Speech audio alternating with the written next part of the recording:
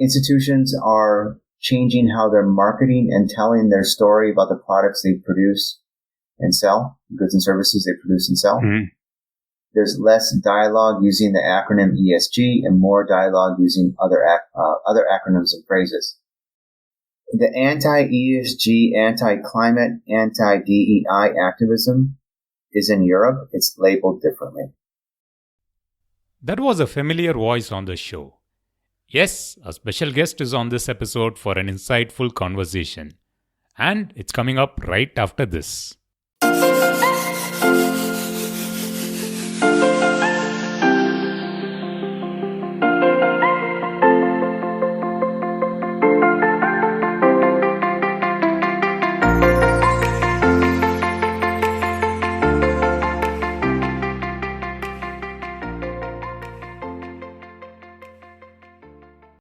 Hello and a big warm welcome to yet another podcast conversation on Mission Shunya. First things first, special thanks to all the listeners for the feedback. I have got a few supporters as well who have volunteered to do the video podcast, especially after seeing the 100th episode on video. I can't thank you all enough. The primary focus is to bring consistent content on the audio format.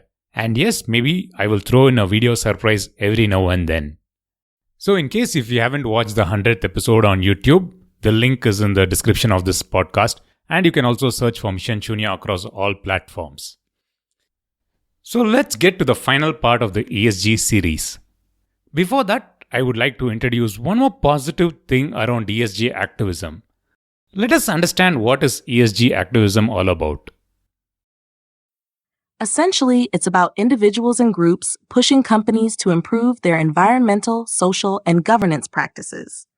This can come from shareholders demanding better climate action, consumers boycotting products, or employees advocating for fairer labor practices. Social media has really amplified these voices, making it easier to organize and spread messages quickly. Take the example of shareholder activism pushing a company to adopt more rigorous climate goals. That's ESG activism in action. While we covered everything that is good about ESG over the last couple of episodes, it is time to look at the other side. When you force new regulations on age-old businesses, there is bound to be resistance. And after you listen to the upcoming conversation, you will be surprised to know the extremes of negative ESG activism. Gabriel Thoumi, founder and CEO of Responsible Alpha, joins the discussion. Hello, Gabriel. Welcome to the Mission Shunya podcast. Glad to have you on the show again. It's wonderful to be here, as always. I want to hear from your experience, on-ground experience, in terms of the challenges that you face working with big businesses. So how is it with dealing with them in ESG reporting? Basically, from their perspective, I think not everything gets accepted and you would see a lot of resistance from their end. So how do you think that has been changing over the last few years from your own experience and also from the point of view that you're running a businesses handling these type of clients in the last few years? It's a great question. The market has changed dramatically in the United States in the last 9 months. In September 2023, 22 U.S. state attorney generals, all of whom are Republican, filed cease and desist letters that have led to subsequent lawsuits against leading ESG vendors of data, ESG consultancies, and many others in the capital markets who are supporting a progressive, climate positive, nature positive, human positive agenda. These 22 state attorney generals and others have filed complaints against women-managed and women-run mutual funds that are supporting and investing in communities, African-American run and managed mutual funds and investment houses that are supporting economic development in various communities, ESG consultancies like mine, where I'm the president and CEO, and organizations like BlackRock and Bloomberg.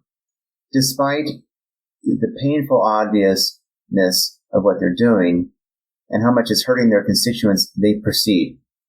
For example, the state of Texas has, kicked out Wells Fargo and many other leading municipal bond banks that were involved in municipal bond issuance. That has increased that is it resulted in an increased cost on an annual basis of $200 million to $300 million for the state of Texas simply in bond issuance. It kicked those institutions out because they had climate change policies. This trend in the United States shows no sign of stopping. So institutions are changing how they're marketing and telling their story about the products they produce and sell, goods and services they produce and sell. There's less dialogue using the acronym ESG and more dialogue using other acronyms and phrases. What's so remarkable about this set of events that we find ourselves, this moment of history we find ourselves in, Girish, is that ESG, first of all, is 20 years old as an acronym. Yet the underlying metrics, if you look at just one example, number of people on the board of directors, very common, consistent metric that's used in almost every single business deal that one could consider, falls in the category of governance and the pillar of governance. That metric has been commonly used in the United States since it was required by law in 1811 by the New York State Corporate Law of 1811. Many other metrics have been around for 100 plus years, yet we find ourselves in this moment where excellence and expertise are being attacked using legal hurdles. Is there a work around this? Why are they not coming up for a dialogue? Why do you think that resistance is? And how do you think this can be resolved? I know you have been mentioning this in public forums for the last few months, and I think resolution is not in sight. But how do you think this can be resolved?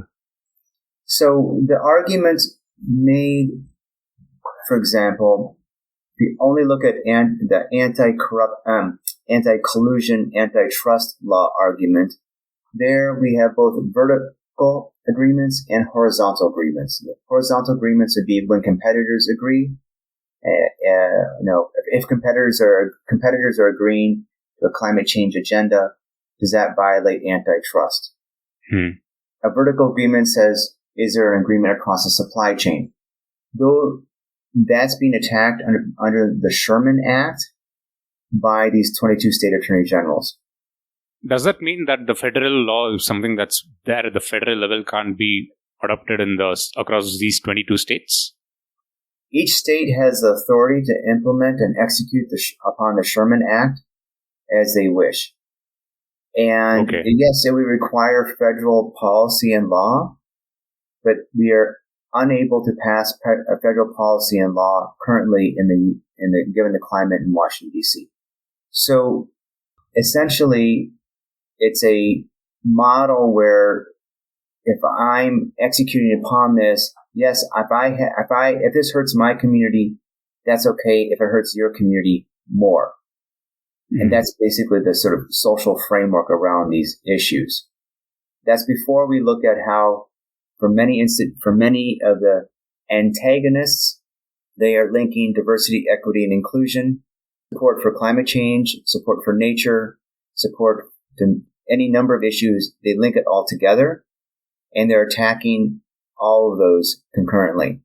So what is not clear is who's funding these efforts.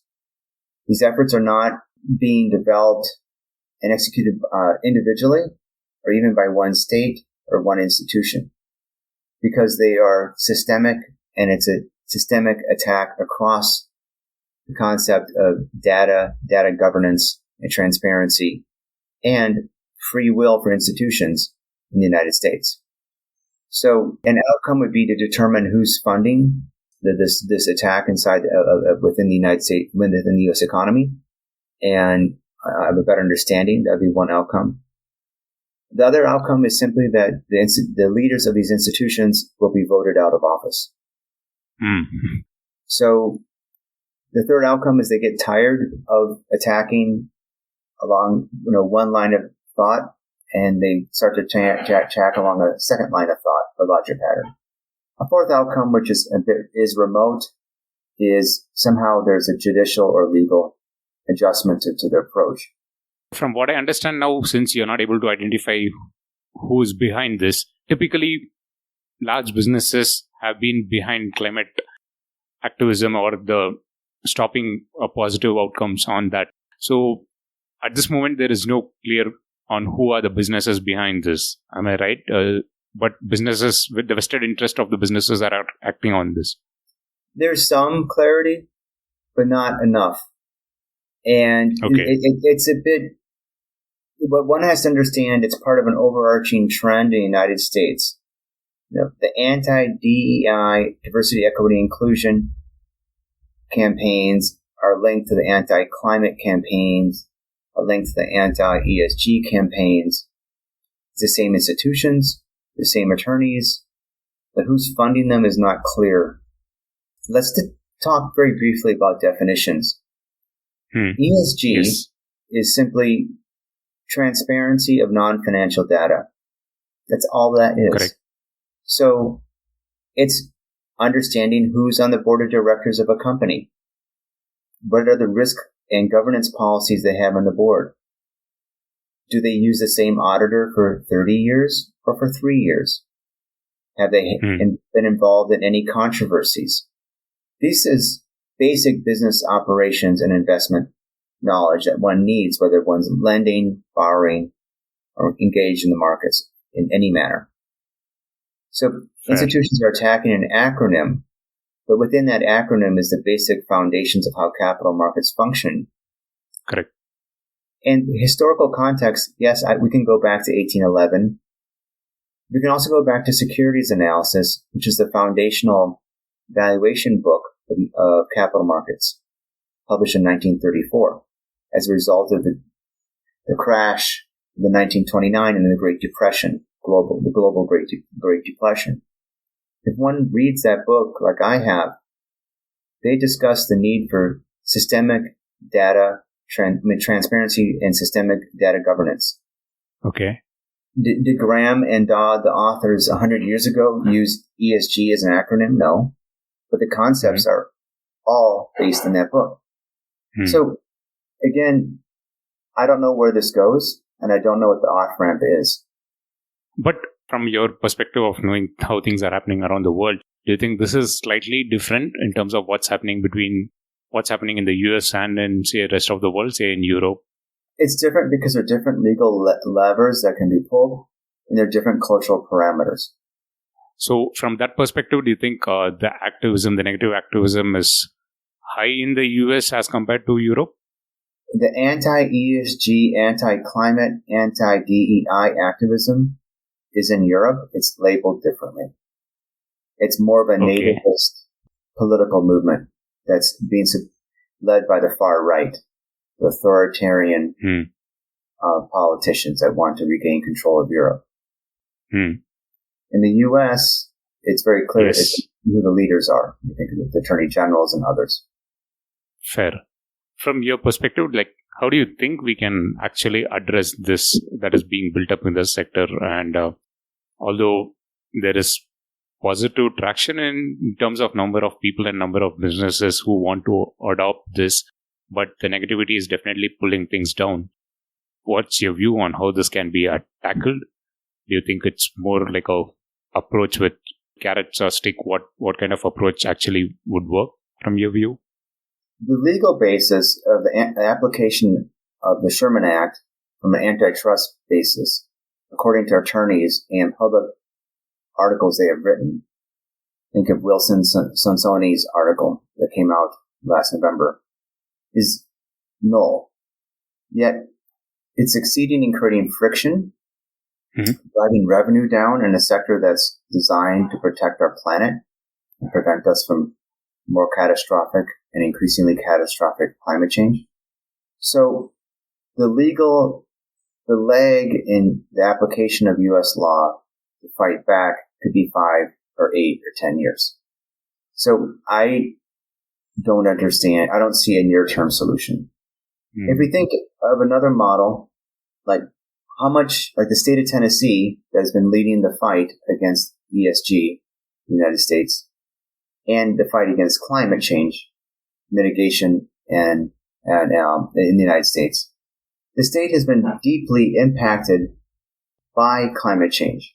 Hundreds of people have died in the state of Tennessee with billions of dollars of damage to the state.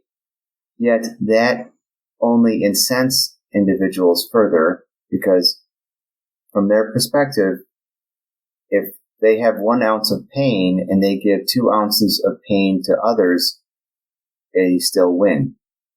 It's a race to the bottom.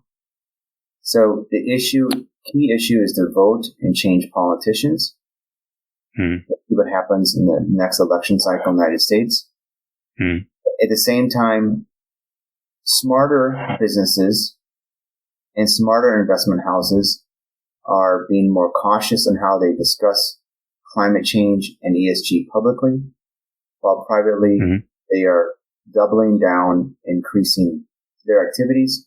Yet, from a consulting perspective and innovation perspective, there's much less happening this year than last year.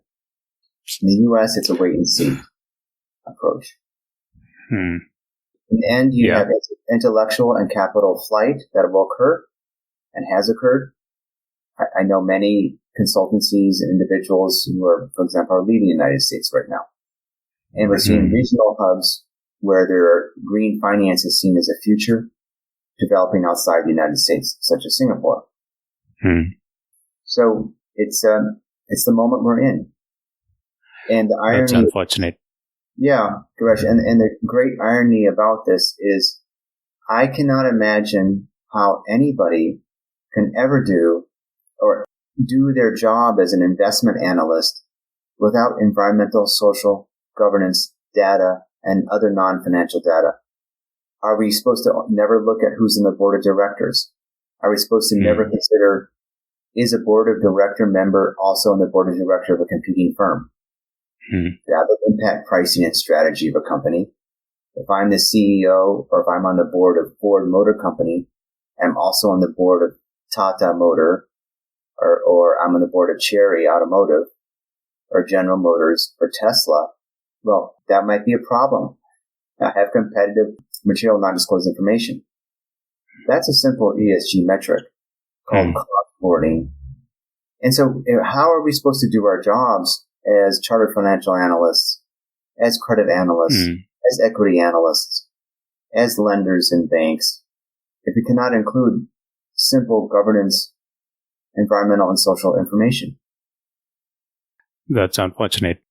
So if I were to sum up the situation now, so due to what's happening in the US, businesses and consultants and think tanks don't actually see this as a conducive place to do business and provide ESG services. So, and ESG adoption in the US will probably be withheld because of all the negative activism that's happening. Am I right? Yeah.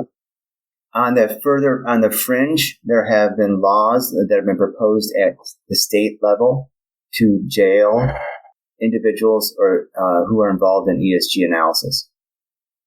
So, in a sense, it's all performative art or performative politics. To implement an ESG ban in the United States, the markets would shut down. There'd be no lending. There'd be no borrowing. Because which metrics do you ban? We ban climate change metrics.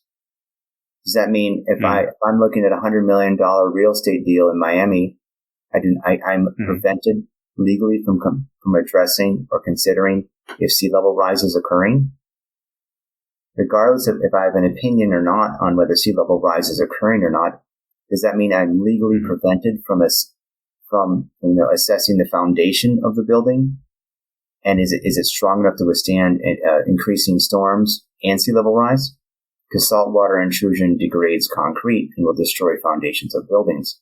So I just don't think that this is just the reality. There's a political performative art that's happening in the United States, but literally the reality and the real economy is completely different.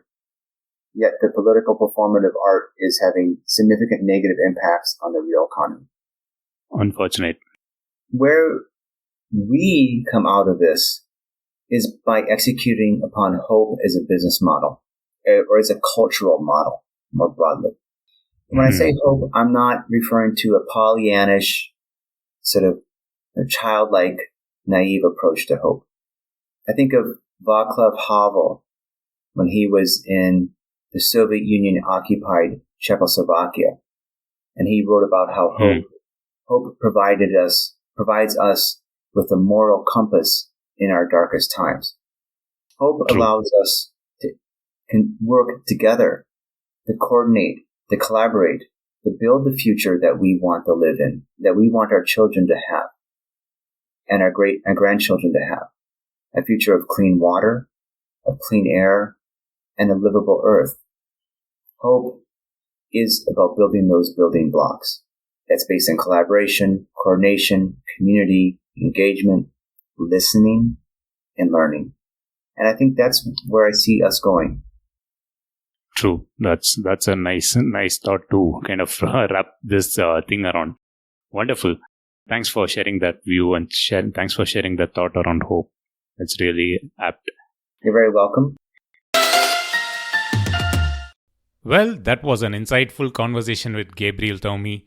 Thanks, Gabriel, for being a big supporter of the Mission Shunya podcast over the years.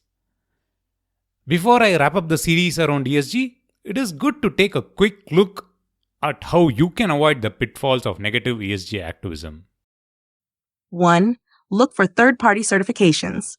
Seek labels like Fair Trade or USDA Organic for verified environmental and social standards. 2. Check for transparent reporting. Review company websites for detailed and accessible sustainability reports. 3. Engage with reliable resources and tools. Use platforms like Sustainalytics or Good On You to evaluate companies' ESG performance. 4. Be critical and ask questions. Investigate the specifics behind ESG claims to ensure they are genuine. So, the next time you hear something around ESG, hopefully the ESG series will come to your mind. Do let me know if you have any topic suggestions for the future. missionshunya@gmail.com is the ID, and of course you can follow Mission Shunya across social media handles. You can tag Mission Shunya in a post if you feel that's convenient. So, until next time, when I come up with a new series, this is Girish Shivakumar signing off, and as always, thank you for listening.